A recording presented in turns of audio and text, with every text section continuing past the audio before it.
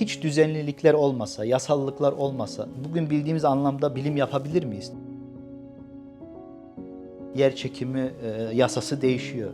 Yani hiçbir şeyi öngöremiyorum. Tamamen kaotik bir evrende yaşasaydık, hiçbir öngörü yapamadığımız, deneyler yapamadığımız öyle bir kainatta biz nasıl yaşardık, yani yaşayabilir miydik? Eğer naturalist olursak, her şey tesadüfen gelişti vesaire, gerçekliğe ulaşma gibi bir hedef yok ve evrimi bir araya getirdiğimizde diyor, naturalizm evrim inancının bile altına oyar. Yani bunu bile makul bir şekilde doğru olduğunu söyleyemeyiz. Hiçbir teorimizin. Ve buna tabii teistik bilim, metafizik bağlamda bütün bilimsel faaliyet, o bilimsel realist kabulleri de dahil edebiliriz. Gravitasyon diye bir şeyden bahsediyoruz. Bunun bir sabiti var. G deniyor ona.